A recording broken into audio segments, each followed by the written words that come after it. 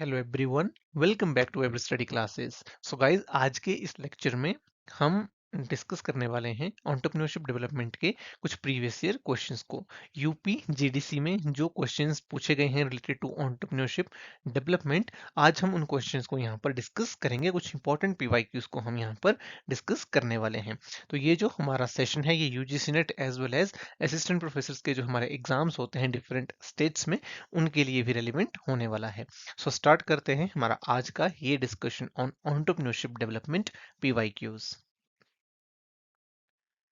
Ever study classes के courses available हैं for different exam preparation, जैसे कि UGC net, assistant professor exam, इसके अलावा पीजीटी एंड स्कूल लेक्चरर के एग्जाम्स जो होते हैं, इन सब के लिए कोर्सेज अवेलेबल हैं। तो इन कोर्सेज को आप चेकआउट कर सकते हो on ever study classes website as well as on app.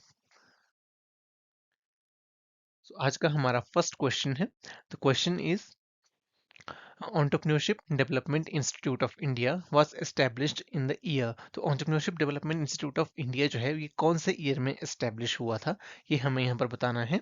हमारे पास ऑप्शन है 1983, 1985, 1982 एंड 1990। तो देखिए, जो entrepreneurship development institute of India है, ये हमारा एस्टेब्लिश हुआ था इन द ईयर ऑफ 1983, जो कि गुजरात में है, अहमदाबाद में लोकेटेड है गुजरात में entrepreneurship development institute of India. इस इंस्टीट्यूट को बनाया गया था for the promotion of the entrepreneurship in the country. ये मास्टर डिग्री भी ऑफर करता है in the entrepreneurship, as well as बहुत सारे fellowship as well as training programs भी चलाता है एंटरप्रेन्योरशिप डेवलपमेंट ऑफ इंडिया। और एंटरप्रेन्योरशिप की प्रमोशन के लिए एक इंपॉर्टेंट इंस्टीट्यूशन है इंडिया में, और इसको 1983 में एस्टेब्लिश किया गया था। Next question is which of the following is not correctly match. तो हमें यहाँ पर कुछ ऑप्शंस दिए हुए हैं और हमें बताना है कि कौन सा इनमें से जो करेक्टली है वो मैच नहीं हुआ है।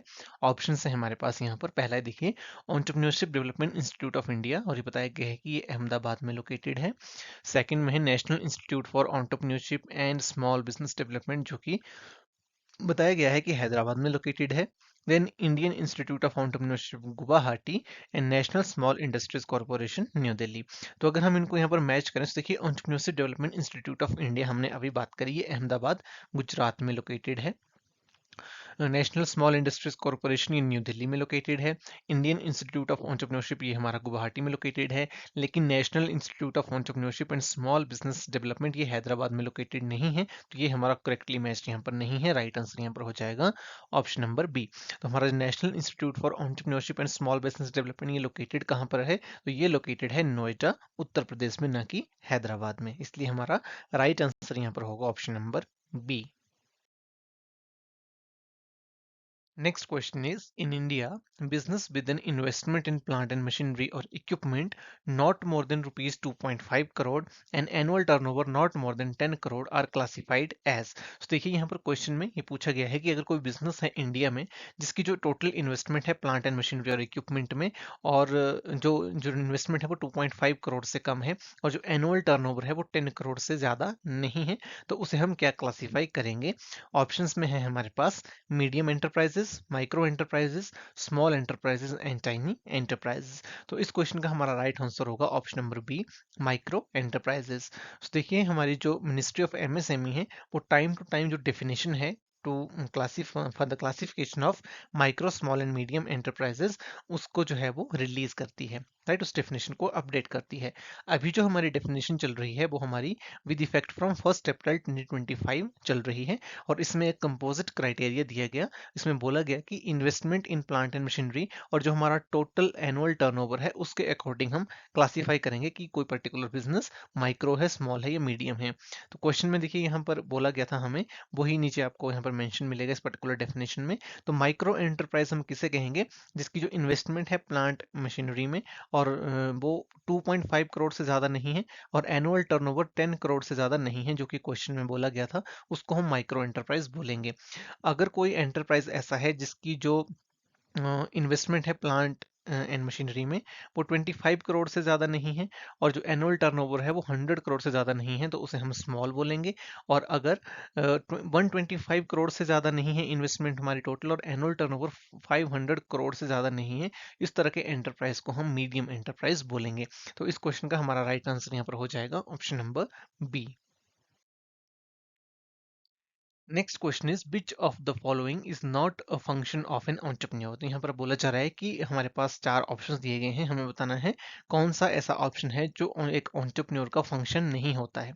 राइट, तो यहाँ पर देखिए सबसे पहले बोला जा रहा है innovation, risk taking, organisation and management and to develop hierarchy.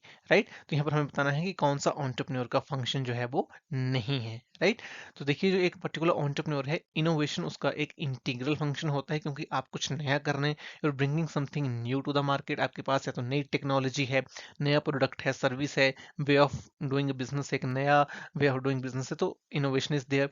क्योंकि एक एंटरप्रेन्योर अनसर्टेनिटी में काम करता है तो रिस्क टेकिंग वहां पर होती है।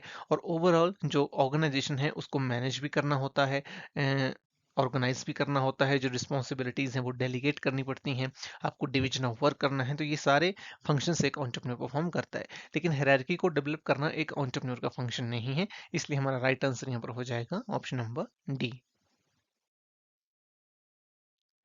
Next question is the Fabian entrepreneur is one who. तो हमें बताना है कि फेबियन एंटरप्रेन्योर कौन सा होता है। राइट, तो क्लैरेंस डेनहॉफ ने क्लासिफिकेशन दी थी जिसमें उन्होंने चार तरह के एंटरप्रेन्योर्स की बात करी, innovative, imitative, Fabian and drone. तो वहीं से ये क्वेश्चन पूछा गया है कि फेबियन एंटरप्रेन्योर कौन होता है। तो पहला ऑप्शन है हमारे पास, who refuse to adopt opportunities and even suffer losses.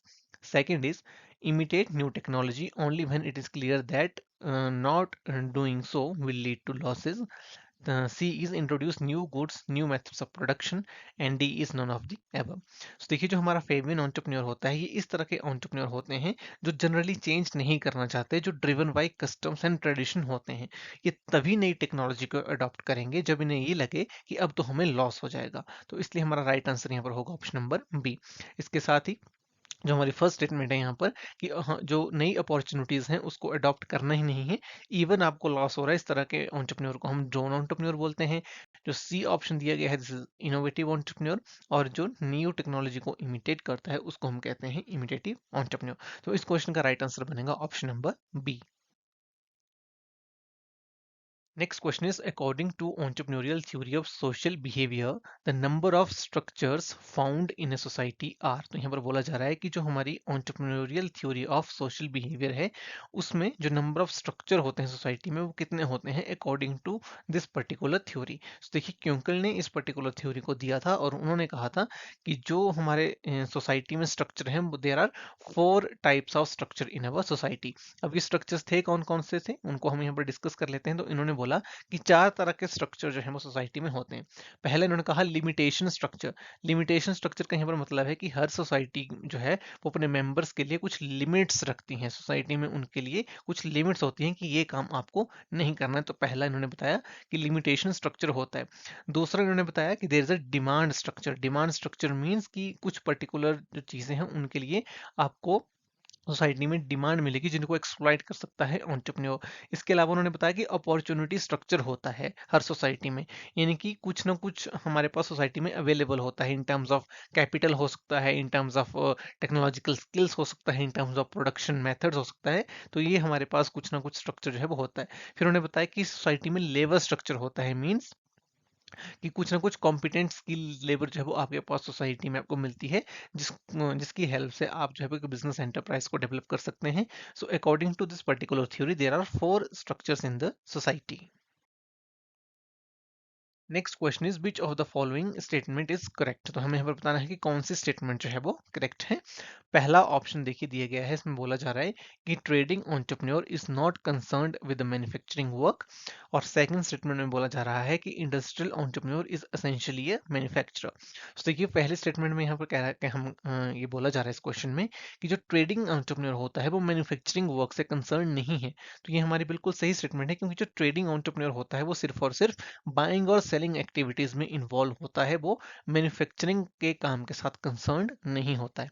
और जो इंडस्ट्रियल एंटरप्रेन्योर होता है वो बेसिकली एक मैन्युफैक्चरर होता है, जैसे कि फॉर एग्जांपल कोई इलेक्ट्रिसिटी रिलेटेड प्लांट है, मान लो कोई एनर्जी जनरेशन का प्लांट है, तो उसको हम इंडस्ट्रियल एंटरप्रेन्योर बोलेंगे जो कि मैन्युफैक्चरिंग से रिलेटेड है, वो कुछ ना कुछ मैन्युफैक्चरिंग कर रहा है। तो इसलिए इस क्वेश्चन का हमारा राइट आंसर होगा बोथ 1 एंड 2, हमारे ये दोनों ही जो स्टेटमेंट्स हैं वो बिल्कुल करेक्ट हैं। Next question is which of the following statement is correct. तो हमें यहाँ पर बताना है कौन सी स्टेटमेंट जो है वो करेक्ट है। तो यहाँ पर देखिए पहले स्टेटमेंट में बोला जा रहा है कि business environment has a negative relationship with the development of entrepreneurship. और सेकंड स्टेटमेंट में बोला जा रहा है the entrepreneurial growth is not governed by the economic environment. तो हमें बताना है कौन सी स्टेटमेंट यहाँ पर करेक्ट है।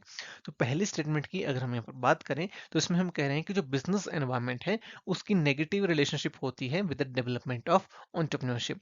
नेगेटिव रिलेशनशिप का यहाँ पर मतलब क्या है कि दोनों के बीच में एक इनवर्स रिलेशनशिप है, एक विरोधाभास है, यानी कि अगर बिजनेस एनवायरनमेंट अच्छा होगा तो डेवलपमेंट ऑफ एंटरप्रेन्योरशिप नहीं होगी, जो कि सही बात नहीं है।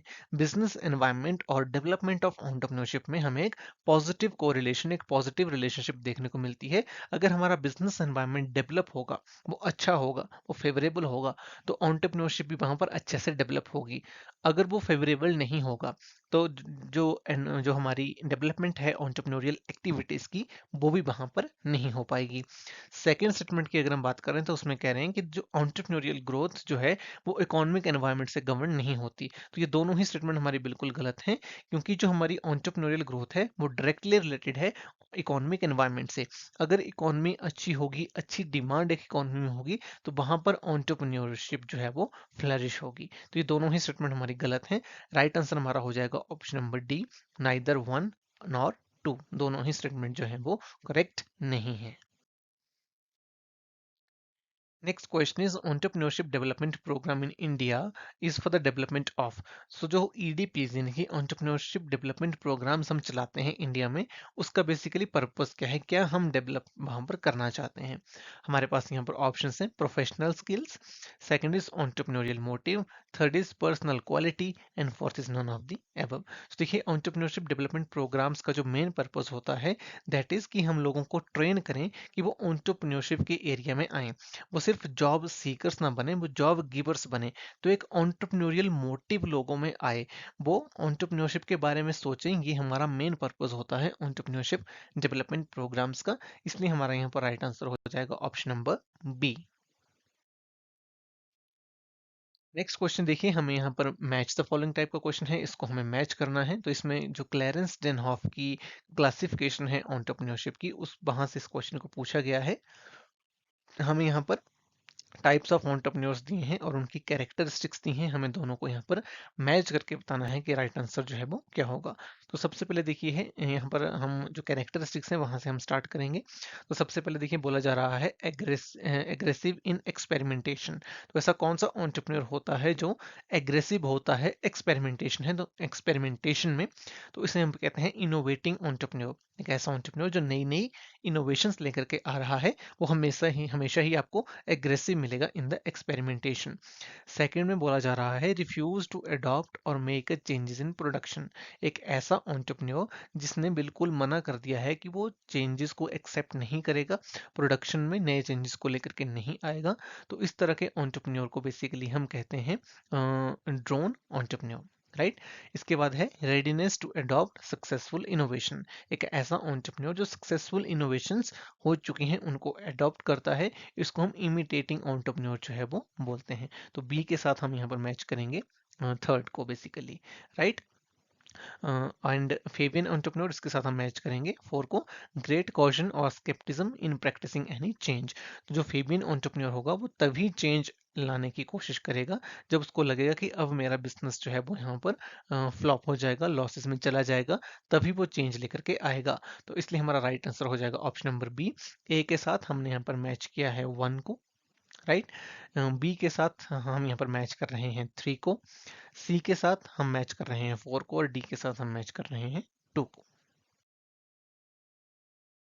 Next question is in reference to theories of entrepreneurship which of the following is not correctly matched. तो यहाँ पर देखिए बोला जा रहा है कि with reference to theory of entrepreneurship, जो भी हमारी एंटरप्रेन्योरशिप की थ्योरीज हैं उनमें से कौन सा करेक्टली मैच्ड नहीं है। तो हमारे पास यहाँ पर ऑप्शन दिए गए हैं। सबसे पहले है Schumpeter theory of innovation, second is McClelland theory of high achievement, third is Hagen theory of social change, and D is Young theory of religious belief system. तो देखिए थ्योरी ऑफ इनोवेशन को computer ने दिया था, ये बिल्कुल सही बात है।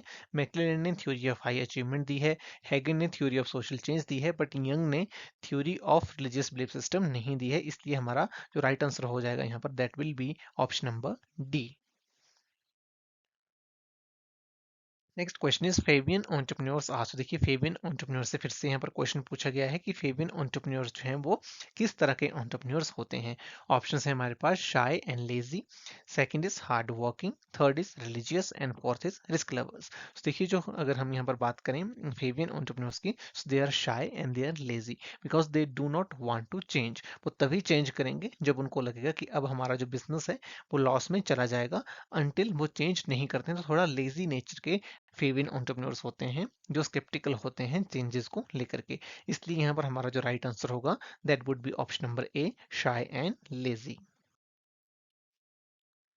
Next question is the Indian Institute of Entrepreneurship was established in 1993 at। So Indian Institute of Entrepreneurship को 1993 में establish करा गया था। तो कहाँ करा गया था ये हमें यहाँ पर बेसिकली बताना है। ऑप्शन है हमारे पास न्यू दिल्ली, मुंबई, गुवाहाटी या फिर जयपुर। सो बहुत इजी क्वेश्चन है, राइट आंसर हमारे यहाँ पर हो जाएगा option number C which is Guwahati. Indian institute of entrepreneurship को 1993 में गुवाहाटी में एस्टेब्लिश करा गया था। Next question is which of the following characteristics an entrepreneur should have. तो हमें यहाँ पर बताना है कि जो एंटरप्रेन्योर्स हैं कौन सी कैरेक्टरिस्टिक्स हैं जो उनमें होनी चाहिए। तो यहाँ पर ऑप्शन में हमारे पास दिया हुआ है, सबसे पहले है innovation, second is risk taking, third is initiative and fourth is all of the above. तो देखिए जितनी भी कैरेक्टरिस्टिक्स यहाँ पर दी गई हैं ये सभी एक एंटरप्रेन्योर में जो है वो होनी चाहिए। सो राइट आंसर हमारा यहाँ पर होगा ऑप्शन नंबर डी। क्यों वो हम देखते हैं। तो देखिए एक एंटरप्रेन्योर में इनोवेशन रिलेटेड कैरेक्टरिस्टिक्स होनी चाहिए क्योंकि तभी आप मार्केट में सर्वाइव कर सकते हैं, क्योंकि हमारा जो बिजनेस एनवायरनमेंट है वो काफ़ी डायनामिक है, नई नई डेवलपमेंट्स उसमें होती रहती हैं। सो इनोवेटिव नेचर एक एंटरप्रेन्योर का जो है वो होना चाहिए।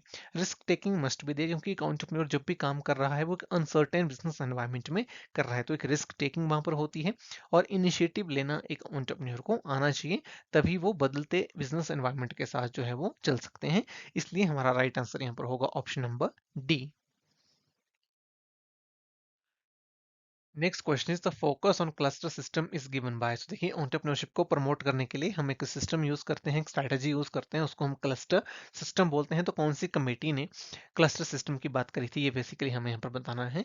ऑप्शन है हमारे पास Naik committee, second is Abid Hussain committee, third is Kapoor committee and fourth is S P Gupta committee. तो देखिए इस क्वेश्चन का हमारा राइट आंसर होगा option number B, Abid Hussain committee. तो देखिए जो आबिद हुसैन कमेटी है ये हमारी 1995 में बनाई गई थी और इन्होंने कहा था कि अगर हमें स्मॉल स्केल इंडस्ट्रीज की डेवलपमेंट करनी है, इस सेक्टर को प्रमोट करना है, तो उसके लिए हमें क्लस्टर सिस्टम को अडॉप्ट करना होगा, जिसमें हम क्या करेंगे कुछ इंटरकनेक्टेड जो एंटरप्राइजेस हैं उनको लेकर के आएंगे, ताकि उनको एक साथ एक उनका एक क्लस्टर बनाएंगे ताकि उनकी ओवरऑल प्रोडक्टिविटी और जो उनकी कंपिटिटिवनेस है उसे हम इंप्रूव कर सकें।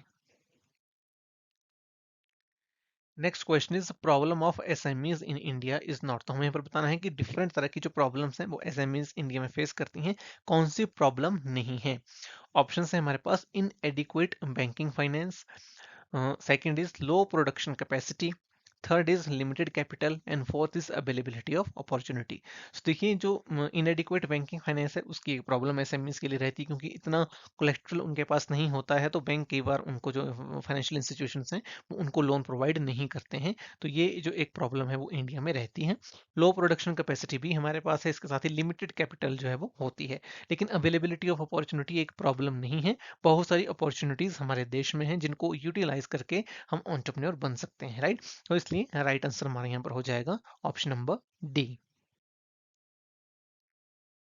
Next question is entrepreneurial development programs encourage. तो हमें यहाँ पर बताना है कि जो एंटरप्रेन्योरियल डेवलपमेंट प्रोग्राम्स हैं वो क्या एनकरेज करते हैं, राइट। ऑप्शंस में हमारे पास दिया है small and cottage industries, large scale industries, medium level industries या फिर ऑल ऑफ द एबव। तो देखिए जो एंटरप्रेन्योरशिप डेवलपमेंट प्रोग्राम्स हैं ये सभी को ही कैटर करते हैं, चाहे स्मॉल इंडस्ट्री हो, लार्ज इंडस्ट्री हो या फिर मीडियम स्केल इंडस्ट्री हो, क्योंकि एंटरप्रेन्योरशिप डेवलपमेंट प्रोग्राम का हमारा पर्पस है एक एंटरप्रेन्योरियल मोटिव को बिल्ड करना, एक एंटरप्रेन्योरियल स्पिरिट लोगों में लेकर के आना। तो हर तरह के एंटरप्राइजेस को ही एंटरप्रेन्योरियल डेवलपमेंट प्रोग्राम जो है वो कैटर करते हैं। तो हर तरह की इंडस्ट्रीज को जो है ये एनकरेज करते हैं। तो राइट आंसर हमारा हो जाएगा option number D, all of the above.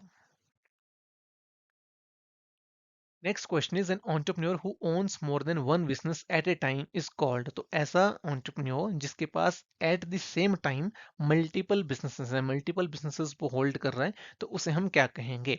Options हैं यहाँ पर हमारे पास, an entrepreneur, a corporate entrepreneur, portfolio entrepreneur, या फिर नॉन ऑफ दी एबव। तो देखिए इस क्वेश्चन का हमारा राइट आंसर यहाँ पर हो जाएगा option number C, which is a portfolio entrepreneur.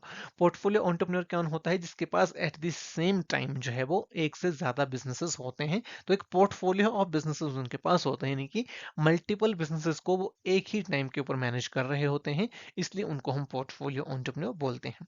इसमें एक और वेरिएशन हमारे पास होती है, अगर कोई एंटरप्रेन्योर है जो एक बिजनेस सेटअप करता है, फिर दूसरा, फिर तीसरा, उसको जनरली हम कहते हैं सीरियल एंटरप्रेन्योर, राइट। लेकिन एट की टाइम पे मल्टीपल बिजनेस को मैनेज करना, उसको हम पोर्टफोलियो एंटरप्रेन्योर भी बोलते हैं। सो राइट आंसर हमारा यहाँ पर हो जाएगा ऑप्शन नंबर सी।